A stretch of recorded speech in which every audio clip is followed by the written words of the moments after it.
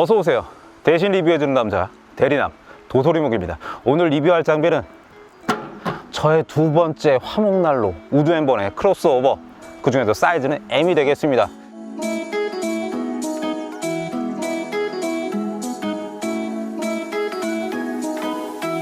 이번 리뷰 같은 경우는 아마 지난 리뷰들, 그동안 해왔던 리뷰들보다 더 주관적인 리뷰가 될 거다 라고 먼저 말씀을 드릴게요. 왜냐?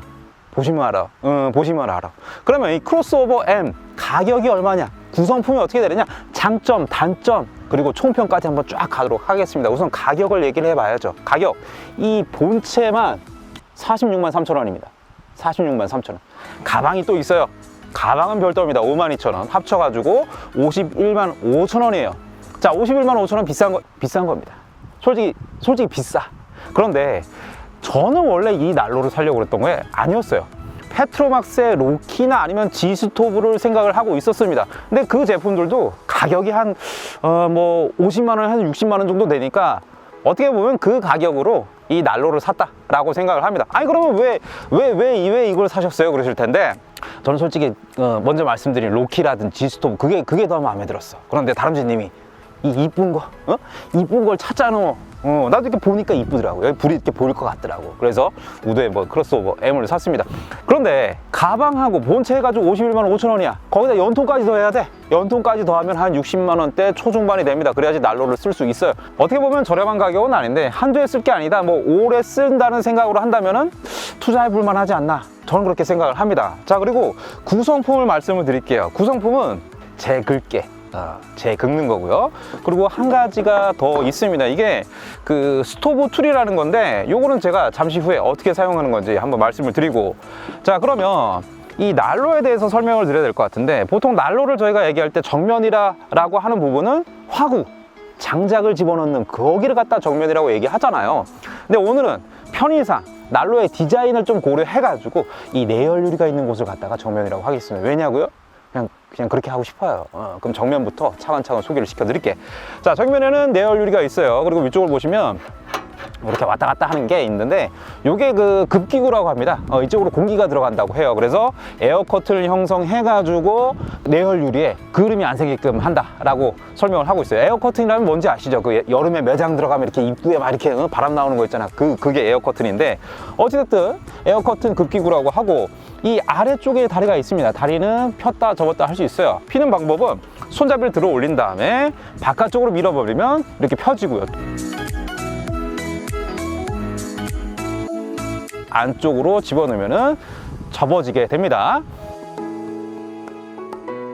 그리고 바닥은 아카시아 집선목이 사용됐다라고 하는데, 뭐 열전도율이 굉장히 낮은가 봐요. 이 옆쪽, 정면은 오른쪽이라고 제가 말씀드릴게요. 보시는 분들 입장에서 이쪽을 보면 이렇게 있는데, 이쪽에 나사가 두 개 있습니다.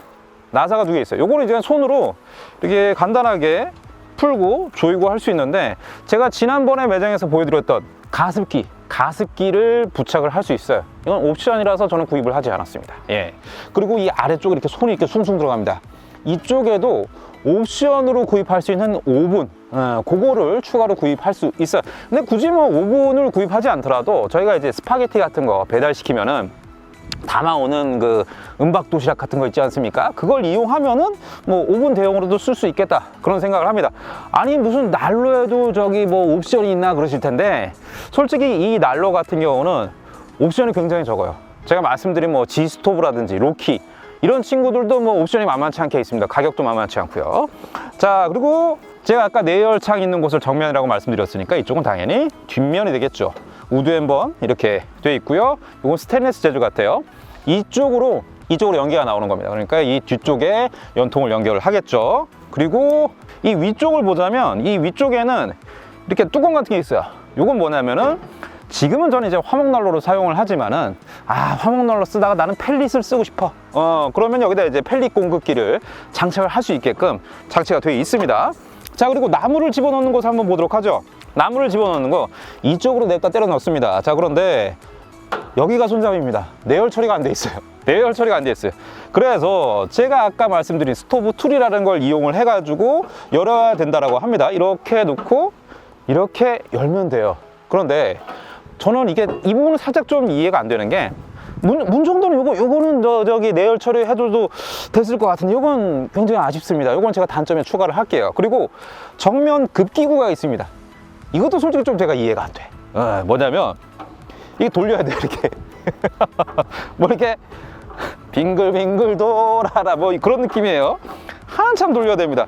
보통 그 난로의 그 정면 급기구, 그러니까 화구 쪽의 급기구를 보면은 열고 닫고 어떤 공기 양을 조절하는 방식이 아주 쉽게 되어 있습니다. 근데 이 친구는 돌려가지고 이 틈 사이로 이제 공기가 들어가는 거야. 그리고 내열 처리 역시 안 되어 있습니다. 예, 이것도 제가 다시 추가를 할 겁니다. 조금 이따 다시 말씀드릴 거고. 하단에 제바지가 있는데 제바지 같은 경우는 솔직히 내열 처리가 필요하진 않습니다. 근데 이거는 바깥쪽으로 있고 이 제바지를 통해서도 급기 공기를 들어가게 할 수 있어요. 공기를 주입하고 차단한다고 했을 때 이 제바지도 열고 닫을 수 있단 말이에요. 여기도 내열 처리가 안 돼 있다 그냥 이것도 제가 단점에 추가를 하도록 하겠습니다. 자, 그러면 이 화실을 한번 보도록 하죠.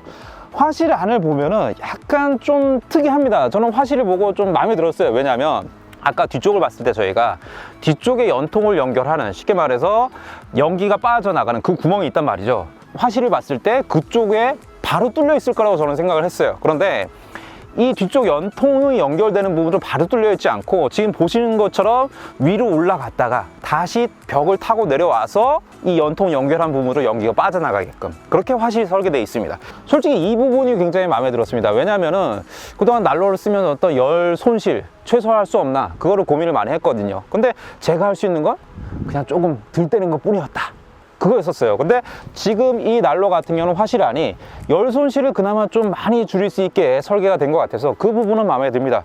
자, 이렇게 제가 난로를 한 바퀴 쫙 둘러가고 그리고 화실 안까지 설명을 드렸는데 중요한 거, 불을 어떻게 붙이나 그거 중요하세요 안 하세요?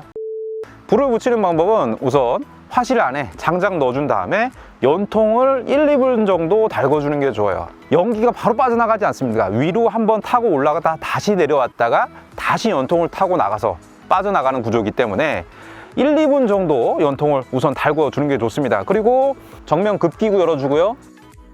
제바지도 열어줘가지고 공기를 많이 공급할 수 있게 그렇게 해줍니다. 당연히 전면 에어 커튼 급기구도 열어줘야겠죠. 그리고 나서 불을 붙여주는데 이 내열창을 토치로 가열을 해주면 뭐 그름도 안 생기고 해가지고 뭐 좋다고 합니다. 그렇게 해가지고 불을 붙여 보도록 할게요.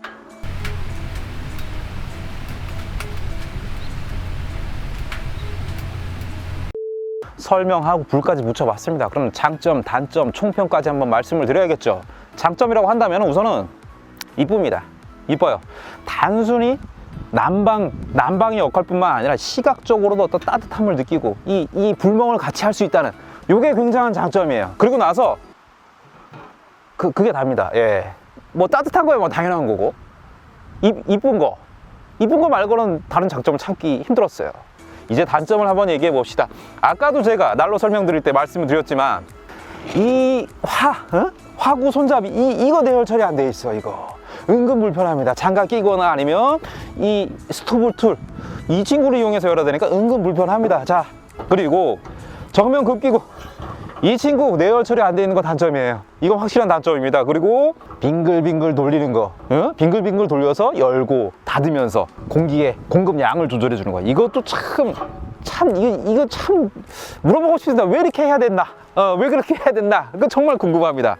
이 정면 급기구 같은 거는 정말 1차원적으로 설계를 했으면 어땠을까 하는 그런 아쉬움이 남아요. 그거는 진짜 제가 쓰는 막난로에도 이렇게 되게 1차원적으로 그렇게 해가지고 아주 편했던 부분인데 이런 데서 불편하네. 이런 데서 불편해. 자, 그럼 총평을 한번 해보도록 하겠습니다. 가격적인 부담과 어떻게 보면은 소소한 불편함들이 있긴 하지만 저는 불멍과 난방을 동시에 할 수 있다. 그리고 이쁘다. 그래서 저는 이거 구입할 것 같습니다. 자, 그런데 보신 분들이 그러실 거예요.